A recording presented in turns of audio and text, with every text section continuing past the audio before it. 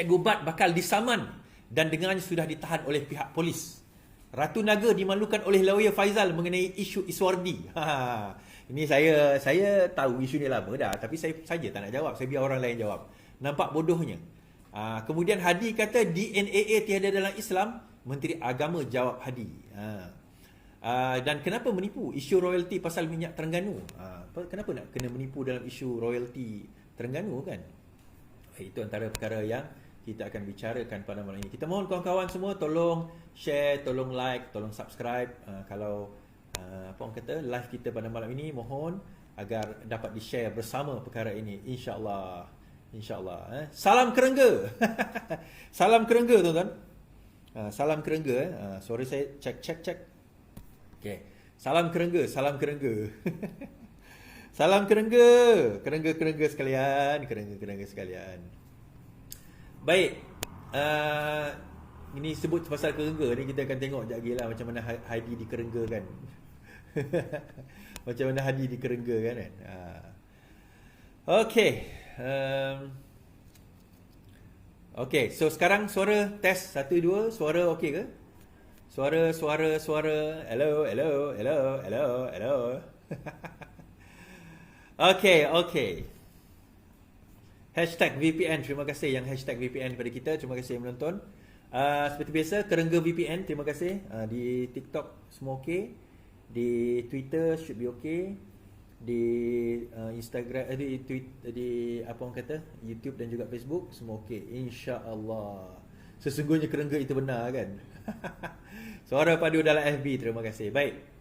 Pertama sekali kita akan cerita berkenaan dengan kenyataan daripada Syed Saddiq tempoh hari mengatakan bahawa, sebelum kita cerita pasal Syed Saddiq lah, YDP PAS didakwa anjur program bertentangan titah Raja Perlis. Seorang pemimpin PAS peringkat kawasan hari ini didakwa melakukan kesalahan kerana menganjurkan ceramah agama membabitkan seorang individu tiada talwiyah daripada Jabatan Mufti Negeri Perlis. Yusaini Yahya didakwa melakukan kesalahan tersebut antara 8.30 sehingga 10.30 malam di Mahat Tahfiz Al-Quran Imam Nawawi Matin di Kampung Abi Macang, Kangar. Dia merupakan mudir Matin. Menurut laporan BH, yang dibentuk PAS Kangar itu kemudian mengaku tidak bersalah selepas petuahan dibaca di Mahkamah Rendah Syariah. Atas tindakan tersebut, Yusaini didakwa melanggar Seksyen 118 Enakmen Pentadbiran Agama Islam serta menghina kuasa raja pemerintah dan Badan Agama Islam Negeri. Mengikut pertuduhan, didakwa menggunakan program solat tarawih dan sembahyang santai bersama Muhammad Wadi Anwar Ayub. Yusaini didakwa bertindak secara bertentangan dengan titah rasmi Kerajaan Perlis, Raja Perlis, Tuanku Syed Sirajuddin Putra Jamalul Lail mengenai pematuhan tarikh dasar dan peraturan berkaitan hal ehwal Perlis. Okey. Nah, ada nanti yang tuduhkan, inilah kerajaan yang cuba menghalang ceramah. Pertama, itu Kerajaan Perlis Bai. Kerajaan Perlis sekarang ini di bawah PAS Bai. Tetapi dia sebenarnya macam ni, tauliah ni tak ada kena-mengena dengan kerajaan negeri pun. Even kalau DAP pun memerintah, dia tak ada kena-mengena, tauliah ni tak ada kena-mengena dengan kerajaan negeri. Tauliah ni adalah bidang kuasa Majlis Agama Islam Negeri. Di bawah, kalau negeri itu ada sultan, di bawah sultan atau raja. Kalau tak ada sultan, di bawah agung. Sebab itu ada orang heran tu, kenapa agung berucap di Sabah dan Sarawak kan? Terutama di Sabah lah berkenaan dengan bantuan dan sebagainya kurang. Sebab di bawah negeri yang tidak ada sultan, maka Majlis Agama Islam itu direct di bawah agung. Dipantau atau bukan dipantau, tapi macam mana kata, custodian dia adalah TYT, tetapi directnya adalah yang di Pertuan Agong. Itu kita kena faham benda itu dahulu. So bila apa orang kata YDP PAS Kangar ini didakwa tuan-tuan, kerana membawa penceramah yang tidak apa orang kata tidak ada tauliah, itu di bawah bidang kuasa Majlis Agama Islam Negeri Perlis, di mana bidang kelulusan itu Majlis Agama Islam dan juga mufti serta Raja Perlis. Tapi negeri itu memanglah PAS yang memerintah. Arti kata, even orang PAS sendiri tak nak mematuhi peraturan-peraturan yang ditetapkan oleh kerajaan negeri. Itu je cerita dia. Tapi dia tak mengaku bersalah, biarlah. Itu dia yang akan tentukan nanti. Okey, saja kita nak buat cerita itu sebenarnya, saja je. Kan saja. Saja je itu. Okey. Baik. Sebetulkan mic. Okey. Cerita demo anti Zahid. Demo kebencian anti Zahid tukar tempat lagi. Perhimpunan Ibu Negara bagi membantah keputusan Timbalan Perdana Menteri dilepas tanpa dia bebas daripada kes rasuah bertukar tempat lagi. Penganjur hari ini mengumumkan lokasi baru di Kampung Baru. Ini lokasi ketiga setelah pengumuman awal Sabtu ini. Yang dikatakan ditukar daripada Sogo, tukar kepada Bukit Bintang, sekarang tukar kepada Kampung Baru. Nah tuan-tuan, isu dia adalah saya dengar cerita dia orang nak tukar kepada zoo pula. Zoo negara. Betul ke? Dia demonstrasi anti kebencian. Dia bukan demonstrasi selamatkan rakyat Malaysia. Dia demonstrasi kebencian sebenarnya. Dia satu demonstrasi kebencian. Kenapa saya kata demonstrasi kebencian terhadap ataupun anti Zahid? Betul lah tu. Demonstrasi anti Zahid tu. Kenapa tuan-tuan? Sebab demonstrasi itu bertujuan untuk menentang pembebasan Zahid. Tetapi kerajaan yang sama juga membebaskan antara lain adalah Muhyiddin Yassin. Kerajaan ini juga yang membebaskan Muhyiddin Yassin. So yang peliknya, kalau dia bantah Zahid dibebaskan, kenapa dia tak bantah Muhyiddin Yassin dibebaskan? So rasanya wajar tak kita buat satu demonstrasi membantah pembebasan Muhyiddin Yassin? Tuan-tuan, ujung dia, ini bukan kuasa PMX. Bukan kuasa Saifuddin Nasution pun. Ini adalah bidang kuasa kehakiman, bidang kuasa AG Chambers, Peguam Negara, bidang kuasa apa orang kata mahkamah. Dan AG itu sendiri, Peguam Negara itu sendiri dilantik oleh siapa tuan-tuan? Dilantik pada zaman Muhyiddin Yassin memerintah.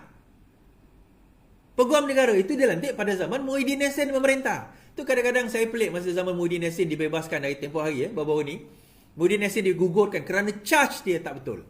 Saya pelik, itu makanan hari-hari AG. Macam mana charge boleh salah? Charge tu boleh defect, tuan-tuan. Benda yang hari-hari makan, yang AG hari-hari buat, tapi boleh defect. Kemudian saya teringat balik. Yelah, Peguam Negara yang dilantik itu sebelum dia bersara adalah Peguam Negara yang dilantik oleh Muhyiddin Yassin. Jadi kalau tuan-tuan nak kata bahawa ini ada campur tangan, ataupun ada, orang kata apa, daulah terpendam, ataupun whatever state dan sebagainya, kita kena panggil balik Idris Harun, bekas Peguam Negara, untuk memberi penjelasan kenapa kes Zahid itu digugurkan, kenapa kes Muhyiddin Yassin itu tidak defektif, cacat dia punya pertuduhan dia, kan? Cacat pertuduhan dia itu satu benda yang sangat pelik tuan-tuan, benda yang sangat asas seorang peguam. Mana-mana peguam, kalau kita belajar undang-undang pun, benda yang paling asas adalah berkenaan dengan iaitu forming the charge. Itu dia nak apa orang kata, dia nak mainkan isu tersebut. Padahal yang melantik AG tu, kalau kita kata seolah-olah macam AG ada campur tangan dalam isu. Ya, mungkin saya kata ya dia campur tangan. Mungkin dia campur tangan, tetapi kalau dia campur tangan, memanglah sebab itu arahan dia kan finally. Tapi campur tangan itu kalau kita fikir logiknya, yang melantik dia pun kita kena persoalkan juga pembebasan Muhyiddin Yassin. Sebab yang melantik dia adalah Muhyiddin Yassin. So, boleh tak kita kata bahawa pembebasan Muhyiddin Yassin itu disebabkan oleh dia? Kerana something to do with Muhyiddin Yassin. Bolehkah kita kata macam tu? Satu persoalan tuan-tuan, big question mark. Saya tak menuduh, tapi kalau sekiranya AG nak, AG kena jelaskan lah. Adakah dia dapat arahan daripada Muhyiddin Yassin? Di mana dia dibebaskan? Dan dalam masa itu Saifuddin kata PN tak hormat Hari Malaysia, pilih berhimpun 16 September. Menteri Saifuddin berkata PN tidak menghormati sambutan Hari Malaysia kerana memilih tarikh 16 September untuk mengadakan bantahan di Ibu Negara. Pada hari ini beliau telah mengatakan bahawa PN tidak hormat kepada Hari Malaysia. Dia kata, dia sebut macam ni lah tuan-tuan. Macam mana dia nak hormat kepada Hari Malaysia? Dia macam ni. Macam mana dia nak hormat kepada Hari Malaysia? Bagi saya, PN tidak mewakili, tidak represent bangsa-bangsa pun di dalam Malaysia.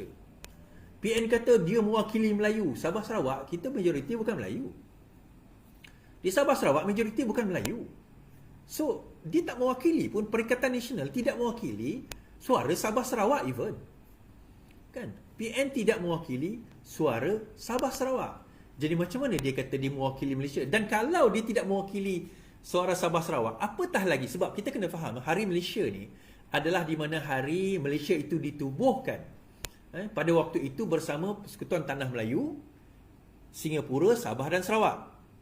Dan majoriti penduduk di Sabah dan Sarawak ni bukanlah orang Melayu. Majoriti dia bukan orang Melayu. Jadi bila tiba pada Hari Malaysia, Perikatan Nasional tidak ada hormat kepada Hari Malaysia. Kenapa tak hormat pada Hari Malaysia? Sebab Hari Malaysia ini adalah gabungan pelbagai bangsa dan pelbagai agama. Kan? So dia merasakan bahawa mereka champion hanya kepada satu bangsa dan kepada satu agama je. So that's why dia tak ada rasa hormat terhadap Hari Malaysia ni. Tak, terus terang saya cakap tuan-tuan. Tuan-tuan nak terima tak nak terima tu pulang. Dia tak ada hormat pada Hari Malaysia sebab dia tak memandang Hari Malaysia ni sebagai satu hari penting. That's why kenapa digunakan hari ini untuk tujuan dia nak justifikan politik politik maneuver politik dia. Itu yang dia cuba nak lakukan. Nak justifikan konon-kononnya itulah langkah terbaik untuk anti Zahid. Tapi kerajaan yang sama ataupun AG yang sama juga membebaskan Muhyiddin Yassin. So macam mana dalam keadaan tersebut? Itu yang kita pelik ni tuan-tuan. Baik, kita buat cerita sadik-sadik lah. Bosan lah cerita PN ni. Tapi tak tahulah kalau tuan-tuan nak join juga orang kata demonstrasi hari kebencian, teruskanlah. Tuan-tuan juga punya pasal, saya tak kisah je lah. Kan, negara demokrasi. Tapi kata polis, sampai sekarang, saya baca berita tadi, sampai sekarang, sampai tadilah berita ini ditulis, orang kata tidak ada lagi permit yang dihantar. Tidak ada lagi permit yang dihantar. Sekejap mana saya baca tadi setakat tadi tidak ada permit yang dihantar kepada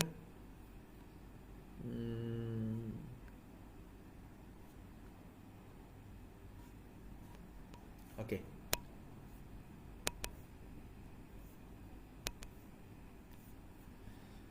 Baik, saya baca. Penganjur himpunan belum kemuka notis.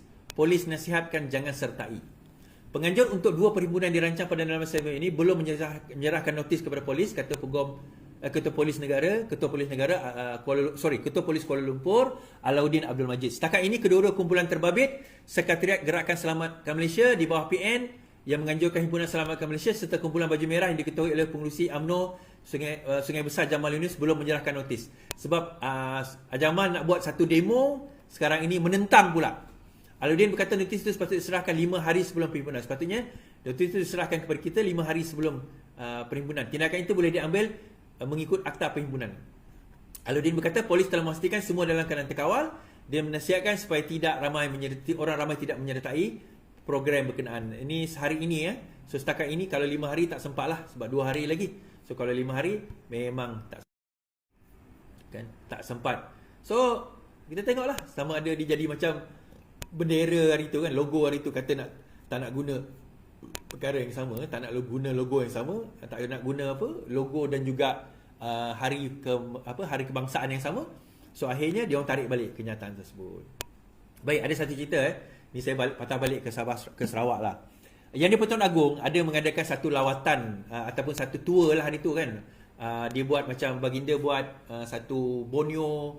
Baginda naik 4-wheel, kemudian baginda naik daripada lawas tu, dia travel, akhirnya sampailah ke Teluk Melano. Dia ujung ke ujung lah, hujung Sarawak, Sabah, daripada Sabah, baginda daripada Sabah masuk ke Sarawak, kemudian terus sampai ke Teluk Melano.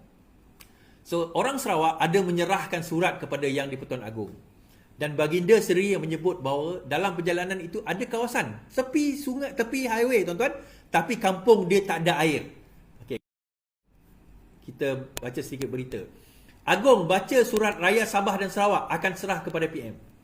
Yang di-Pertuan Agong Sultan Abdullah Riayatuddin Al-Mustafa Billah Shah berkenan membaca setiap surat dan petisyen yang dipersembahkan rakyat Sabah dan Sarawak kepada Seri Paduka Baginda sepanjang 11 hari pengembaraan Kembara Kenali Borneo.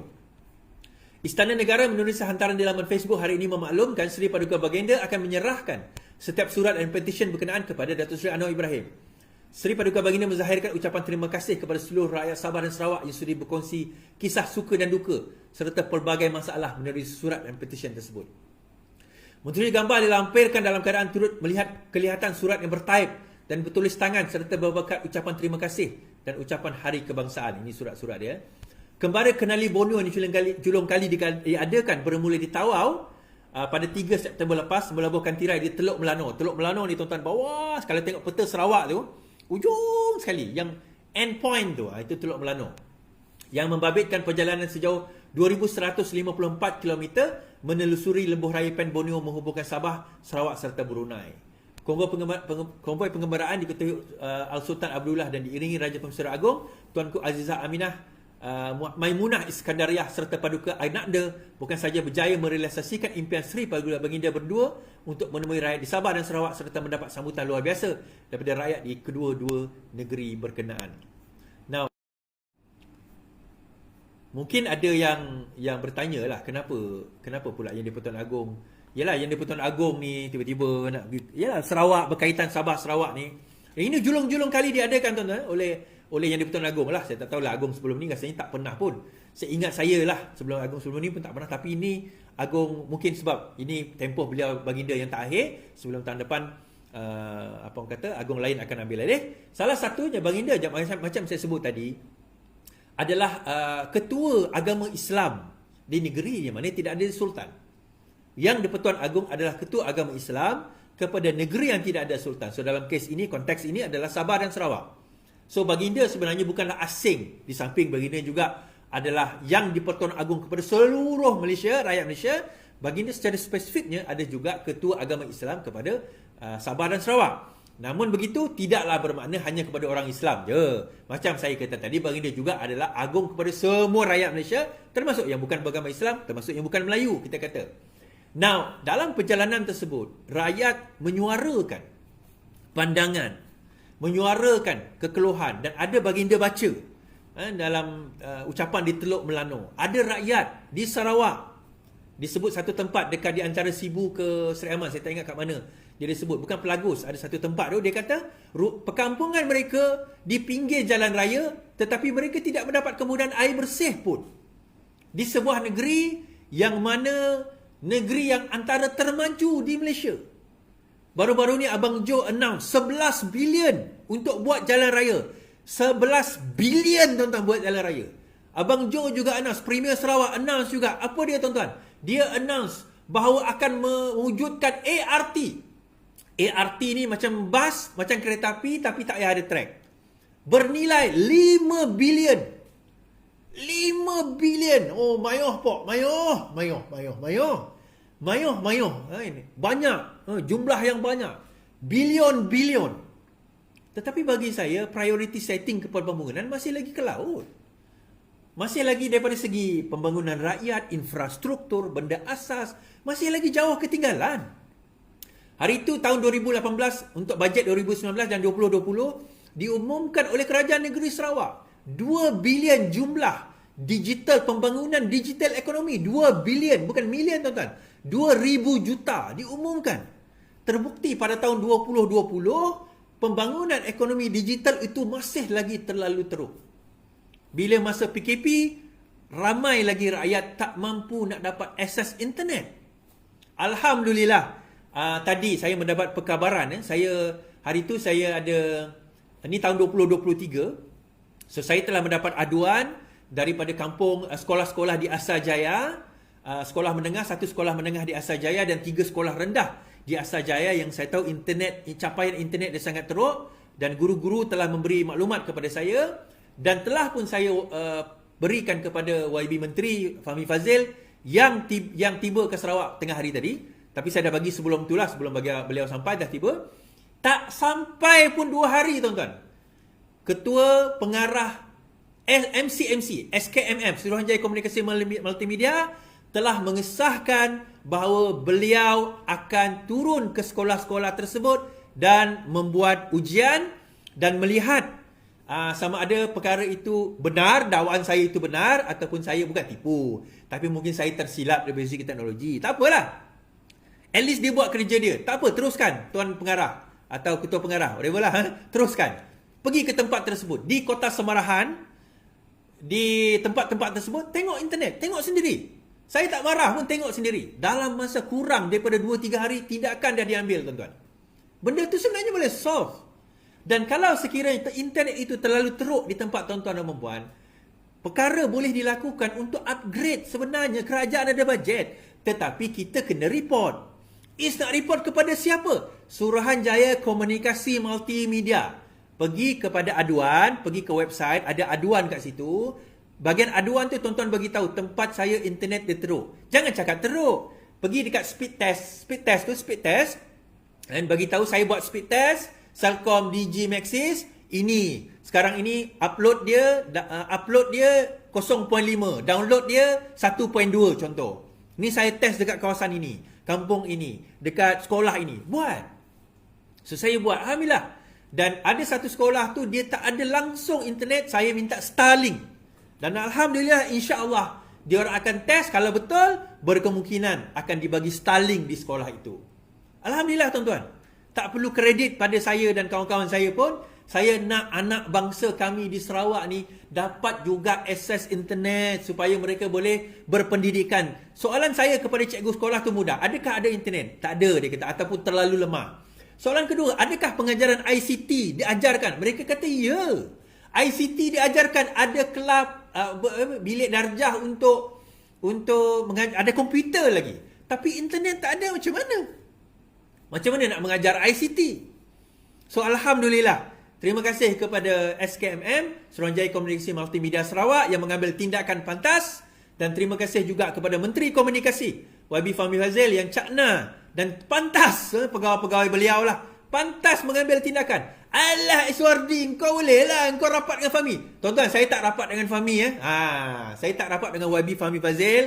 Saya bukanlah kenal sangat rapat beliau. Ya, saya adalah setiausaha koordinasi beliau di dalam Parti Keadilan. Saya bukan di bawah KKD. Saya tak boleh bagi arahan kepada Kementerian Komunikasi. Saya tak boleh bagi arahan kepada SKMM. Saya tak boleh bagi arahan. Tetapi saya hantar surat formal. Saya hantar surat kepada YB Menteri, disisikan kepada YB Menteri, ditujukan kepada pegawai-pegawai mereka dengan pantas melakukan tugas tersebut. Terima kasih. Terima kasih saya ucapkan kepada YB. Tak. Tuan-tuan, YB di Sarawak sekalian. Ini tugas anda. Anda dilantik. Anda dilantik oleh orang-orang penduduk-penduduk yang mengundi anda ni. So buatlah kerja. Buatlah kerja anda. Tolonglah buat kerja anda. Boleh? Suadi, kenapa kau nak pergi bantai GPS pula Suadi? GPS dah declare itu kan, dia nak lawan 82 kursi. Jadi saya ni pembangkang di Sarawak tuan-tuan. Di federal kami ni sama, tapi di peringkat negeri saya adalah pembangkang. Okey? Baik. Kalau Syed Saddiq berani kosongkan kerusi, tanding Muar sekali lagi. PH Muar mencabar Syed Saddiq mengosongkan kerusinya. PH Muar ada buat press conference tadi. Dan bertanding semula kapasiti muda secara solo setelah Presiden Parti itu keluar daripada blok kerajaan di Parlimen. Pada sidang media hari ini, Setiausaha PH Muar, Abdullah Sahid, mendakwa Syed Saddiq menang kerusi Muar atas sokongan PH. Namun tindakan beliau untuk keluar daripada kerajaan perpaduan mengguris hati ibarat kacang lupakan kulit. Penat lelah dan pengorbanan seluruh jentera di Muar ibarat habis madu sepah dibuang, katanya.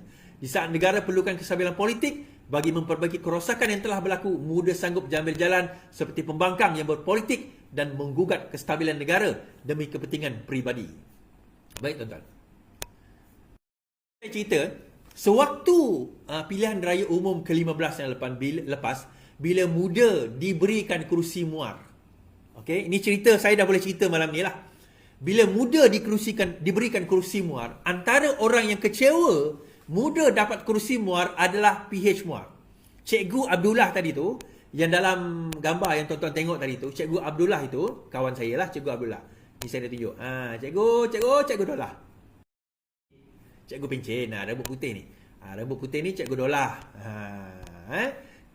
Cikgu Dolah menyuarakan kepada saya, Iswardi, saya kecewa kepada keputusan. Saya kecewa. Tetapi, dia kata, saya orang parti. So, cikgu, dia PH muda pun pada masa itu bersama dengan kita. So, macam ni cikgu? Tak apa. Saya orang parti. Saya orang Pakatan Harapan. Saya orang Parti Keadilan. Arahan mengatakan demikian. Maka kita kena ikut arahan. Kita bantu Syed Saddiq. Terus terang saya cerita tuan-tuan. Syed Saddiq tak ada jentera pun. Serius saya kata, Syed Saddiq tak ada jentera. Sebab itu kenapa dia takut nak letak jawatan. Tuan-tuan, ini bukan kali pertama orang keluar daripada parti tertentu, kemudian dia letak jawatan dan bertanding. Antara Syahril Samad di Johor Bahru kalau tak silap saya. Dia keluar daripada UMNO, dia letak jawatan Dia bertanding atas tiket bebas dan dia menang. Sebab dia memang ada kekuatan. Syed Saddiq, dia kata apa? Jangan cabar saya. Ini adalah kuasa rakyat. Kuat rakyat yang memilih. Betul, rakyat yang memilih. Tetapi rakyat bukan memilih kamu. Kita kena faham. Rakyat bukan memilih kamu. Rakyat memilih siapa? Rakyat memilih parti. Rakyat memilih parti. Dilihat Syed Saddiq pada waktu itu bersama dengan siapa, tuan-tuan? Bersama dengan Pakatan Harapan. Dan kita kena faham, MUA ni adalah kerusi campuran. MUA adalah kerusi campuran. Since MUA adalah kerusi campuran, maka dekat situ ramai juga yang menyokong Syed Saddiq. Sebenarnya bukan sebab menyokong Syed Saddiq, tetapi menyokong siapa, tuan-tuan? Menyokong Pakatan Harapan. Tapi kerana Syed Saddiq yang berada dekat situ, maka Syed Saddiq lah yang dipilih untuk nak pertandingan tersebut. Syed Saddiq lah yang dipilih untuk pertandingan tersebut. Betul? Itu yang berlaku sekarang ini. Namun begitu, beliau telah mengkhianati mandat. Mengkhianati mandat tersebut. Dan disebabkan oleh pengkhianatan itu, maka sewajarnya beliau letak jawatan.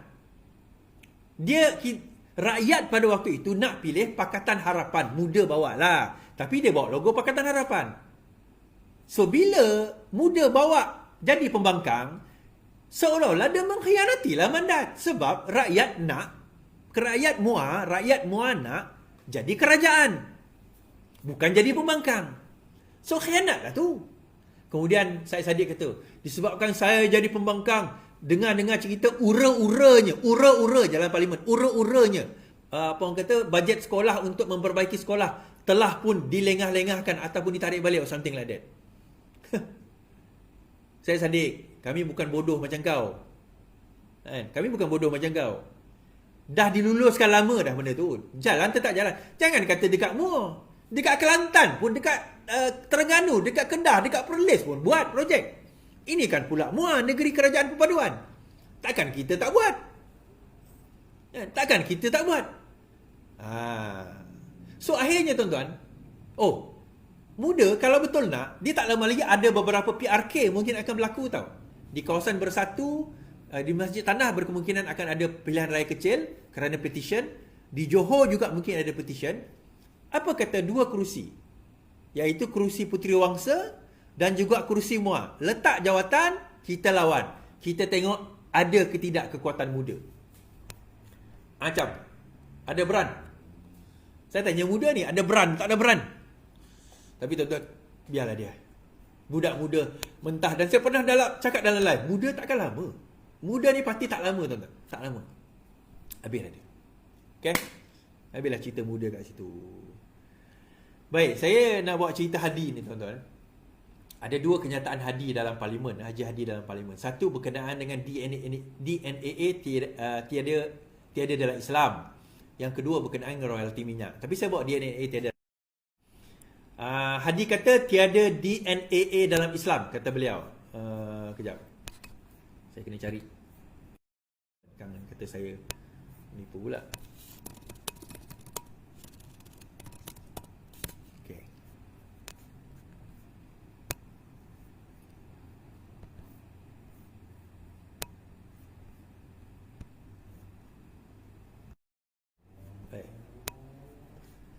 Hadi, tiada DNA dalam. Presiden Hadi Awang berkata, tiada keputusan dilepas tanpa dibebaskan dalam sistem kehakiman Islam. Kenyataan itu dibuat ketika pelbagai pihak mempertikaikan keputusan AGC memohon menghentikan kes rasuah terhadap Zahid. Dalam Islam, tak ada dilepas tanpa dibebaskan. Mesti dikenakan hukuman, kata Hadi dalam perbahasan kajian separuh penggal. Bagi mendukung hujahnya, dia memetik kisah Sultan Muhammad Al-Fatih yang dihukum bersalah oleh hakim kerana memotong tangan seorang arkitek kerana menggunakan pelan masjid yang salah. Perkara itu menunjukkan tiada DNA dalam kehakiman. Okay. So, benda ini dipatahkan oleh Menteri Agama. Ulasan, dakwaan tiada DNA dalam Islam boleh dipertikai. Okay, ini adalah jawapan daripada Menteri Agama dalam Malaysia kini. Jabatan Perdana Menteri Hal Agama merujuk kepada isu discharge not amounting to acquittal yang dibangkitkan oleh setengah pihak yang mengatakan ia tiada dalam Islam. Kenyataan yang dikeluarkan tersebut adalah tidak tepat. Okay. Serta boleh dipertikaikan. Undang-undang berkaitan hukum jenayah dilaksanakan di mahkamah-mahkamah syariah Di Malaysia setakat bidang kuasa yang diberikan oleh Perlembagaan Persekutuan dan undang-undang bertulis. Undang-undang terdiri daripada undang-undang substantif berkaitan kesalahan dan juga prosedural berkaitan tata cara. Badan Perundingan Negeri menkuasa untuk menggubal undang-undang ini dan berkuasa hanya kepada orang Islam yang melakukan kesalahan. DNA atau yang dilepas tanpa dibeban merupakan konsep yang diamalkan dalam prosedur jenayah. Konsep ini menetapkan OKT dilepas buat sementara waktu atas permohonan pihak pendakwaan. OKT orang kena tuduh boleh didakwa semula atas pertuduhan berkenaan pada masa akan datang. Dalam konteks syariah, dia kata tak ada dalam Islam tadi kan? DNAA ini diperuntukkan secara nyata dalam Seksyen 103 Akta Prosedur Jenayah Syariah Wilayah-Wilayah Persekutuan 1997 yang memperuntukkan pendakwa boleh berhenti daripada mendakwa selanjutnya daripada mana-mana peringkat pada mana-mana peringkat pembicaraan sebelum penghakiman. Pendakwa jika difikirkan patut memberitahu mahkamah dia tidak bercadang untuk mendakwa tertuduh selanjutnya atas pertuduhan itu, dan sesudah itu semua prosiding terhadap tertuduh bolehlah digantung dengan kebenaran mahkamah, dan jika digantung tertuduh hendaklah dilepaskan daripada pertuduhan itu. Pelepasan sedemikian tidaklah terjumlah kepada suatu pembebasan, melainkan jika mahkamah mengarahkan sedemikian. Seksyen mana tuan-tuan? Seksyen 103 Akta mana? Akta 506. Dan akta ini terdapat dalam semua enactment atau ordinan prosedur tata cara jenayah di negeri-negeri seluruh Malaysia kecuali di Kedah di mana dia bukan 103 tetapi di bawah 104. So Hadi kata tak ada dia kata. Mana ada dalam Islam? Naim jawab, tapi tak apalah. Kita baca enactment syariah Terengganu tuan-tuan. Yang lulus ketika Hadi jadi Menteri Besar. Pengurusi Biro Undang-Undang Amanah Zulkarnain Luqman menyanggah kenyataan Presiden PAS Abdul Hadi Awang bahawa tidak ada dilepas tanpa dibebaskan dalam sistem kehakiman. Zulkarnain ini juga merupakan pengamal undang-undang berkata DNAA berkaitan dengan aspek prosedur yang kebanyakannya diputuskan berdasarkan ijtihad. Dia juga membangkitkan akademi tata cara syariah Terengganu yang mengandungi peruntukan DNAA iaitu Seksyen 103. Yang dibacakan tadi, Seksyen 103 yang saya sebut tadi itu, pelepasan sedemikian tidaklah terjumlah kepada suatu pembebasan, melainkan jika mahkamah mengarahkan sedemikian. Alahai, kena kencing rupanya. Belancun kena kencing walaupun tuan-tuan. Kisah cerita macam ni lah. Tuan-tuan, dia macam ni. Dalam Islam ni, kita kena faham. Dia ada dua hukum besar. Tiga lah. Dia ada hudud, dia ada takzir, kemudian dia ada hudud, dia ada qisas, dia ada takzir. Ini hukum jinayat. Kalau kita baca buku hukum jinayat macam saya kata tadi, saya belajar basic syariah. Saya belajar basic saya tak mendalam dan tak praktis syariah, tapi saya belajar basic syariah. Dia ada tiga hukum jinayah. Hukum jinayah ni ada tiga. Dia ada hudud, dia ada qisas, dan dia ada takzir.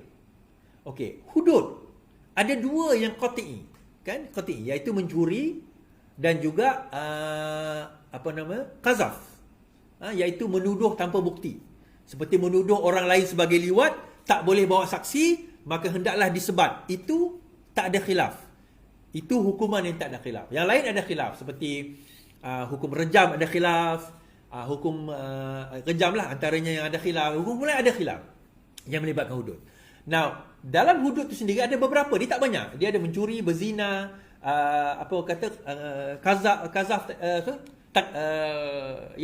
menuduh orang suci tadi. Ini adalah hukum yang ada dalam hudud. Tak banyak, ada beberapa. Satu lagi kisas. Kisas ni bunuh balas. Okey, itu satu. Selain daripada ini, ada satu undang-undang di dalam Islam dinamakan hukum takzir. Takzir ini apa dia tuan-tuan? Apa saja hukuman yang tidak tertakluk di bawah kisas dan juga di bawah hudud tadi. So apa saja? Anything. Traffic light, nak saman ke tak saman, budak-budak RXZ bawa motor standard ke motor modified, nak saman ke tidak, itu semua di bawah takzir. Boleh ke? Boleh. Adakah itu mengikut acuan dan cara Islam? Ya. Tak ada salah. Takzir itu cara Islam lah. Okay? So DNAA ni bawah mana? DNAA ni bawah takzir. Takzir ni arti kata terpulang kepada budi bicara apa orang kata, kehakiman ataupun kerajaan negeri itu tak menentukan apa saja. So bila dia memetik cerita Muhammad Al-Fatih tadi kena hukum sebab apa memotong tangan bla bla bla sebagainya, menunjukkan itu bukan tak, itu maksudnya apa kata, kesalahan itu telah dilakukan dan telah dibuktikan ke mahkamah. Dia tak boleh guna hujah tu untuk DNA pun. Salah ke laut tu Haji Hadi ke laut hujah tu. Saya tak faham lah. Dia ni, benda tu benda basic. Dalam Islam benda tu benda basic. Takkan benda tu pun tak tahu. Saya tak faham. Kan? Saya tak faham. Kat mana yang dia tak faham? Takzir tu kat mana? Benda tu benda yang paling asas. Tak tuan-tuan? Yelah kita boleh gelak lah. Kita kata ala Is. Benda tu benda kecil je Is. Yelah tuan-tuan, saya ni mungkin kita faham bab-bab tersebut. Tapi majoriti rakyat kita tak faham. Dia tak tahu. Jadi dia ingat, oh betul ke Islam ni tak ada benda-benda itu? Oh betul ke Islam tu tak ada begitu, tak ada begini? Oh betul ke Islam ni begitu begini? Oh betul ke Islam tu ke belakang disebabkan ini? Tak. Undang-undang Islam ni sebenarnya ke depan tuan-tuan. Sangat ke depan. Dan kita ada undang-undang, apa orang kata, kita dah mature dalam undang-undang jenayah kita. In fact, innocent until proven guilty, tidak bersalah sehingga dibuktikan bersalah, itu diambil daripada hadis. Daripada prinsip hukum Islam itu sendiri sebenarnya. Ada hadis. Islam tu dah advance. Kita ambil contoh hukum pewarisan. Bukan pewarisan, no. Trust. Trust law. Undang-undang amanah. Undang-undang amanah itu Islam advance. Surah An-Nisa dah menyebut tentang undang-undang amanah. Trust law. Kan? Trust law. So advance. Benda tu sebenarnya advance. Tetapi kat mana yang tak advance-nya? Bila ada pemikir sebegini sendiri yang tak mengadvancekan, yang mengkebelakangkan, yang menutup sebenarnya cerita berkenaan dengan undang-undang yang sebenar. Kan? Undang-undang yang sebenar. Dan saya nak bawa tuan-tuan, inilah dia contoh wala on yang tak faham dengan perkara ini. Ya, bayangkan tuan-tuan mungkin faham. Tapi even wala on, a level wala on, tak faham. Saya bagi contoh, semalam kawan saya Faizal Rahman kan? Dijemput oleh Sinar. Boleh tengok bagi nama dia. Dia membuat perbandingan di antara Iswadi, saudara Iswadi dan juga Iman Mustaqim. Kemudian Faizal, kau masuk, aku bagi nama kau masuk, kau lawan. Nah, cerita dia macam ni. Bukan baru ni lah, banyak masa lah. Sebab Sanusi kan kena itu kes Sultan tu. So geng-geng Ratu Naga dan juga konco-konco mereka telah menyebarkan video-video saya yang lama tu berkenaan dengan kes saya. So Ratu Naga buat satu video. Dia kata, Ratu Naga ni siapa Is? Dulu dia UMNO, lepas tu dia join PKR di bawah geng kartel Azmin Ali. Lepas tu dia keluar, dia masuk Bersatu. Sekarang saya tak tahulah dia makan dengan siapa. Itu saya jawapan saya. Okey. Cerita dia buat satu video TikTok. Dia kata Iswardi boleh bebas sesuka hati. Ramailah budak-budak dia percaya dia kan. Kita dengarlah Faizal Rahman menyekut. Kita dengar tuan-tuan.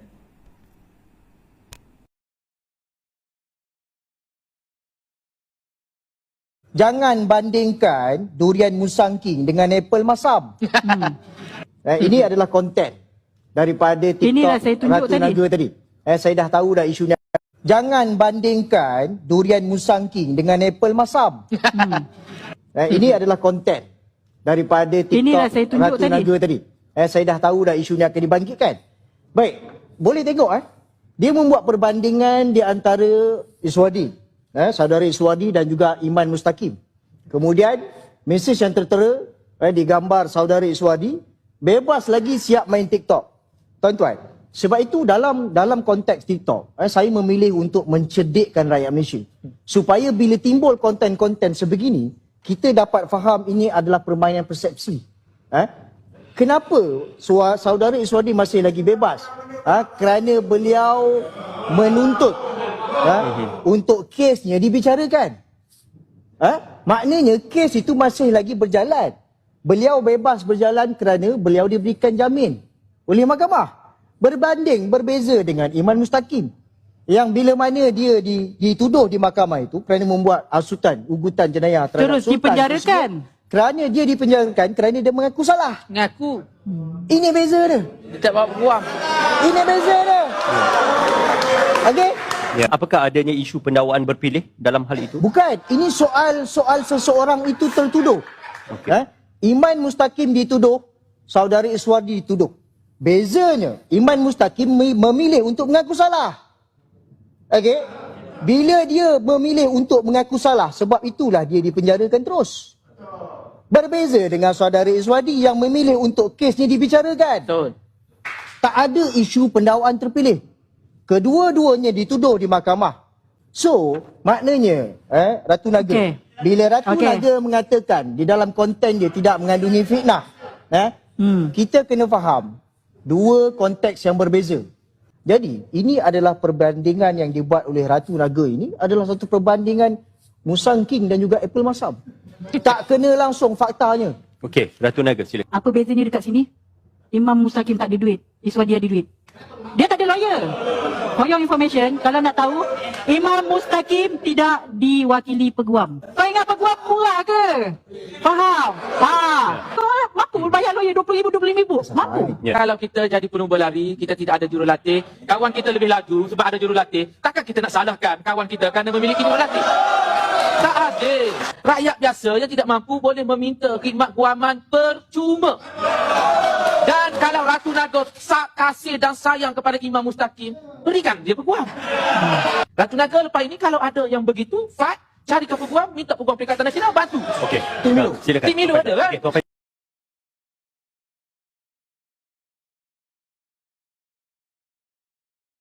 Check.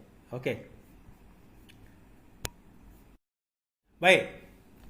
Isi puan-puan, tuan-tuan dan puan, faham ke maksud saya yang saya maksudkan? Benda asas pun dia orang tak faham. Sebab itu bila video tu terkeluar, sorry, geng-geng PN petik nama kau, geng-geng PN pasal kau punya kes petik nama kau, petik tolong jawab. Saya kata nak jawab apa? Bodoh, saya biarkan mereka. Bukan setakat bodoh, jatuh dalam kebodohan, jatuh dalam tong taik, bermain dengan taik, tuan-tuan. Saya biar je. So, Faizal Rahman, seorang lawyer yang berpengalaman, telah jawab. Itu isu prosedur. Kalau dia persoalkan kenapa saya bebas dan boleh main TikTok, Sanusi pun bebas dan boleh main TikTok. Kenapa Sanusi hari itu tak kena tangkap dan masuk jail terus? Kalau prosedur asas, Imam Mustaqim dia mengaku salah, of course terus masuk penjara. Bezanya adalah hukuman. Dia dijatuhkan hukumannya adalah penjara. Itu dia. Sebab dia memilih mengaku salah. Prosedurnya kalau orang mengaku salah, penjara atau denda. Hukumanlah. Tetapi kalau dia tidak memilih mengaku salah, maka boleh dibicarakan. Dan boleh mengambil peguam, perbicaraan sedang berlangsung. Sama juga dengan Sanusi. Kalau dia soal kenapa saya boleh bebas, saya boleh bertiktok, tak masuk penjara terus, soalan saya sama je. Kenapa Sanusi masih bebas, boleh jadi menteri besar, tak masuk penjara terus? Same question goes. Benda yang sama boleh kita persoalkan. Kenapa? Sebab itu bila dia orang buat video TikTok, dia buat komen begitu, saya gelak je tuan-tuan. Sebab bila saya tengok orang tu bodoh, saya biarkan mereka dalam kebodohan supaya nanti bila orang dah betulkan mereka akan nampak terserlah kebodohan tersebut. Itu. Dan dia kata, Imam Mustaqim tak mampu. Berbanding dengan Iswardi mampu. Mana kau tahu aku mampu? Kau ada cek bank akaun aku? Dia beza dia tuan-tuan. Bak kata Wan Mahusin, kalau kau betul nak membela Imam Mustaqim, kenapa kau tak bagi peguam pada dia? Kenapa tak bagi peguam pada dia kalau betul kau nak bela dia? Dan kita di negara ini memang ada perkhidmatan peguam percuma. Ni saya nak cerita tuan-tuan. Saya masa dalam lokap hari itu, saya memang ada peguam. Dan peguam saya itu adalah kawan sama kelas dengan saya sendiri. Kawan sama kelas. Dia adalah classmate saya dan dia nak jadi peguam saya. Okey, itu satu. Tapi dalam masa yang sama, bukan free saya bayar juga. Saya nampak yang mana geng-geng yang tak ada peguam, ada hikmat peguam percuma. Kita pun tahu. Free legal aid dekat Malaysia. Tak percaya, tuan-tuan boleh Google sendiri. Boleh cek sendiri dalam website. Teruskan. Tapi saya biarkan mereka berada di dalam kebodohan. Sebab saya tahu tuan-tuan, dah itulah level pemikiran pemegang pihak-pihak seluang dan walaun ini. Kan? Kita level Tok Guru dia. Kita tengok level Tok Guru dia. Level Tok Guru dia. Dia kata apa? Royalti minyak. Masa kami perintah dahulu, banyak kerengga mengacau. Abdul Hadi. Dia kata, Kerajaan Perikatan Nasional tidak sempat membaca perjanjian royalti minyak melibatkan negeri Terengganu kerana ada banyak benda nak diuruskan. Tan Sri Abdul Hadi Awang juga mendakwa ketika mereka memerintah ada banyak kerengga mengganggu sehingga menyaksikan berlakunya pertukaran Perdana Menteri beberapa kali. Okey. Beliau ditanya demikian setelah ditanya oleh Ahli Parlimen Petaling Jaya, Lee Chin Chung, kenapa selepas berkaitan royalti minyak Terengganu tidak dibangkitkan sewaktu Perikatan Nasional memerintah bersama dengan PAS? Tuan-tuan, okay, dia punya alasan tu memang saya tak boleh belah lah alasan Hadi ni.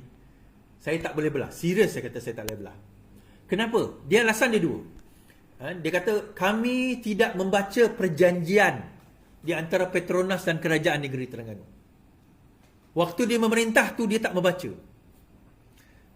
Haji Hadi pernah jadi Menteri Besar tahun 99 sampai tahun 2003. 99 sampai 2003 beliau adalah Menteri Besar. Royalti minyak ni bukan tahun 90-an, tuan-tuan. Sebelum itu lagi. Royalti tu dah ada. Bila dia kata tak sempat baca perjanjian itu, saya nak gelak, tuan-tuan. Saya nak gelak, bukan saya nak gelakkan dia. Saya nak gelakkan walaon-walaon dan seluang-seluang yang percaya. Yang percaya apa yang dia cakap tu. Saya macam, biar betul. Dia orang percaya, dia kata tak sempat. Tuan-tuan tahu tak sebenarnya zaman PN memerintah telah diputuskan oleh Kerajaan Perikatan Nasional. Bukan Kerajaan Pakatan Harapan. Kerajaan Perikatan Nasional. Saya ulang.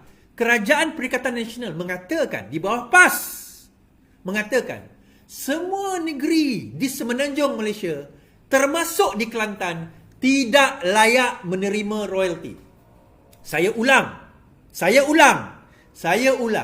Semua negeri di semenanjung Malaysia melibatkan royalti minyak, Perikatan Nasional, Kerajaan Perikatan Nasional melalui jawapan bertulis di dalam Parlimen oleh Tengku Zafrul yang merupakan Menteri Keuangan pada waktu itu di bawah Perikatan Nasional mengatakan tidak ada royalti kepada negeri-negeri yang ada minyak di semenanjung Malaysia termasuk Kelantan dan Terengganu. Pada 25 November 2021 dinyatakan Tengku Datuk Seri Zafrul, Petronas tidak akan membuat royalti tunai kepada mana-mana negeri di semenanjung termasuk Kelantan. Kenapa? Sebab semua pelantar berada di 3 nautical mile and above. So kenapa nak menipu? Ataupun masa jawapan di dalam Parlimen tu dia tak datang Parlimen. Itu soalan kita, tuan-tuan. Itu dia fikirlah sendiri. Dia fikirlah sendiri. Terakhir, tuan-tuan, saya nak cerita. Cek di berkas polis malam ini. Polis Diraja Malaysia menahan aktivis Bersatu Badrul Hisham Shahrin di tengah Kuala Lumpur pada malam ini. Penahanan Badrul yang juga dikenali dengan panggilan Cik Gubat disahkan Ketua Pemuda PN Ahmad Fadil Syahri. Difahamkan penahanan itu dibuat di luar bangunan Ibu Pejabat PAS di Jalan Raja Laut. Penangkapan Badrul itu dibuat menjelang Himpunan Selamatkan Malaysia Raja Laut akan berlangsung Sabtu ini. Bagaimanapun, Ahmad Fadil mendakwa ia tidak kaitan dengan rancangan kumpulan pembangkang himpunan pada Sabtu ini juga merupakan sambutan Hari Malaysia. Tak ada kaitan dengan perhimpunan, katanya. Sementara itu, Pengarah Siasatan Berjenayah Bukit Aman, Muhammad Suhaili Muhammad Zain berkata Badrul Hisham ditahan kerana gagal memberi kerjasama dengan siasatan polis dalam 6 kes berasingan, tuan-tuan. Okay, dalam 6 kes berasingan. Katanya PDRM sudah memanggil Badrul Hisham beberapa kali untuk membantu siasatan selain mengeluarkan notis kanun kesiasaan 111, kanun prosedur jenayah. Beliau terima notis tersebut tapi menyatakan keengganan untuk hadir. Justru pihak saya tak ada pilihan lain selain keluarkan waran tangkap yang katanya semata memberi sidang media. Muhammad Saili juga berkata 6 kes berasingan yang dirujuk adalah berdasarkan laporan yang dibuat terhadap siaran TikTok Badrul Hisham yang mendakwa mengandungi kejahatan yang membawa kepada kerosakan awam termasuk unsur hasutan. Saya rasa isu ambalat juga. Antara lain katanya Badrul Hisham mempersoalkan dakwaan double standard kerajaan dalam menangani isu kaum, agama dan raja-raja Melayu. Terdapat banyak unsur fitnah dalam kenyataannya. Ditanya sama ada polis akan mendapatkan perintah reman, Muhammad Saili berkata pihak akan melakukan yang terbaik dan menyelesaikan soal siasat dalam 24 jam. Pertama setelah penamaran kira jam 8 malam tadi. Ni saya nak cerita, tuan-tuan. Cik Gubat dengar. Cik Gubat ni bukan setakat engkar tak nak pergi jumpa yang polis tu punya, apa orang kata, polis panggil tu, bukan setakat itu je, tuan-tuan. Ni saya nak cerita. Baru-baru ini Cik Gubat juga telah, ini Cikgu Bat sendiri tahu tapi aku dedahkan. Ini tak keluar berita, saya keluarkan malam ini tuan-tuan. Cikgu Bat telah disaman sivil. Oleh siapa? Itu tak penting. Nanti tuan-tuan tahulah sendiri. Beliau telah disaman sivil. Ini polis panggil pun dia buat tak tahu je tuan-tuan. Polis panggil, dia buat tak tahu. 6 kali polis panggil, dia buat tak tahu. Orang macam ni yang PN duk ikut kata-kata dia. Orang macam ni yang PN duk nak, inilah dia hero. Baru-baru ini dia dedahkan kononnya tentang kerajaan PMX yang terpengaruh ataupun dikontrol oleh Amerika kononnya. Dia kata oleh Amerika kontrol. Baik. Saya nak cerita pada cerita Cikgu Bat ni. Cikgu Bat ni disaman secara sivil. Saman fitnah. Okey, ada satu kes saman fitnah. Lawyer yang serve Cikgu Bat ni cerita kat saya. Saya tanya, boleh saya cerita ni? Boleh, dia kata. Ceritalah. Sebab aku dah saksi. Dia kata, dia carilah Cikgu Bat ni nak pergi hantar LOD, letter of demand. Bila dia cari-cari, dia jumpa email. Dia jumpa email dulu. Dia email lah Cikgu Bat. Dia tanya, Sami nak serve notice ni, ada orang nak saman kamu, tolong bagi alamat. So dia bagi 2 alamat. Satu alamat di Pulau Pinang, satu alamat di Negeri Sembilan, di Seremban. Cikgu Bat dekat Seremban, nak aku sebut alamat tu ke? Baik. Di Pulau Pinang, dia kata itu office khidmat masyarakat, whatever. So bila dihubungi di Pulau Pinang, pejabat tu kata, Cikgu Bat ni jarang datang sini. Kami pun tak tahu bila dia nak datang ke Pulau Pinang ni. Tapi dia hantar je lah, serve lah je lah notis dekat Pulau Pinang, diterima. Tetapi Tuan Badan kena terima. Tuan Badan kena terima notis itu, baru boleh dikira serve. Tetapi yang menarik, cerita kat Seremban ni tuan-tuan. Dia hantarlah ke alamat di Seremban. Cikgu Bat bagi alamat Seremban ni. Dia kata alamat saya di sekian-sekian di Seremban. So, budak ni hantarlah serve notis. Tahu apa jadi tuan-tuan? Tahu apa jadi? Keluar ahli keluarga dekat rumah tu. Dia kata memang kami ahli keluarga Cikgu Bat. Memang kami ahli keluarga Cikgu Bat. Tetapi kami tak ada mengena dengan Cikgu Bat. Kami tak nak terima notis itu. Jadi sebagai budak, ini budak office boy je, ataupun budak runner lah. Yang saya, dia kata saya tak tahu, saya nak serve notis kepada Cikgu Bat, tolong bagi kepada dia. So dia nak letak dalam postbox, ditutup postbox sebab tak nak letak. So akhirnya dia terpaksa campak, itu memang kaedah lah, campak, ambil gambar, dah hantar. Tapi still, maknanya keluarga dia sendiri pun tak mengaku itu Cikgu Bat tu keluarga dia. Ni aku nak cerita malam ni. Cikgu Bat keluarga dia sendiri pun tak nak mengaku. Perangai macam tu korang masih nak percaya tuan tak? Perangai macam tu korang masih nak percaya? Perangai macam ni engkau orang masih nak percaya ke? Keluarga dia sendiri pun tak nak mengaku. Cikgu Bat kan, lepas tu cerita hal negara korup, negara itu, negara ini, negara tak betul di bawah PMX, negara ini, negara itu, ini sekarang berlaku, itu sedang berlaku. Keluarga kau sendiri pun tak nak terima lah. Tak nak mengaku lah kau punya ahli keluarga. Dengan perangai kau macam tu, keluarga kau sendiri tak nak mengaku. Kan? 6 notis yang dikeluarkan oleh polis pun dia tak nak terima. Tiba-tiba saya kesian dengan keluarga dia tuan-tuan. Serius saya kata, saya kesian. Saya rasa itu bukan rumah dia, itu mungkin rumah kakak dia. Memang keluarga dia mengaku. Dia memang kami keluarga, tapi kami tak ada kena-mengena dengan Cikgu Bat, dia kata. Dia kata macam tu. Kan? Saya kesian, mungkin betul. Tak ada kena-mengena pun Cikgu Bat dengan keluarga itu, mungkin. Mungkin tak ada kena-mengena. Bukanlah tak ada mengena, dia kata itu bukan rumah dia. Rumah kakak dia ke, rumah abang dia ke, rumah adik dia, kita tak tahulah. Tapi sanggup, ya Allah ya Tuhanku, sanggup dia bagi alamat keluarga dia dan dia tak nak bagi alamat dia sendiri. Dia buat fitnah, dia berani. Semangat, kita akan fitnah. Tapi bila kena serve dengan saman, dia sanggup gadai keluarga dia sendiri tuan-tuan. Tak kemalu keluarga dia. Kesian, saya bukan salahkan keluarga dia pun. Wajar dia kata demikian. Keluarga dia tu, saya nak cerita pada keluarga dia kalau dia menonton, wajarlah anda mengatakan anda tak nak kena mengena dengan Cikgu Bat. Wajar. 100,000% wajar. Teruskan. You tak patut ada hubungan kekeluargaan pun, tak mengaku pun di sebagai keluarga kamu. Wajar. Tapi saya kesian. Ialah kerja orang lawyer, bila dah Cikgu Bat bagi alamat tu, dia hantarlah, serve lah ke alamat tu. Berkemungkinan besar, saya percaya itu bukan alamat rumah dia. Entah rumah adik dia ke, rumah keluarga, rumah sepupu. Kita tak tahulah rumah siapa. Sebab kita pun tak tahu rumah Cikgu Bat kat mana.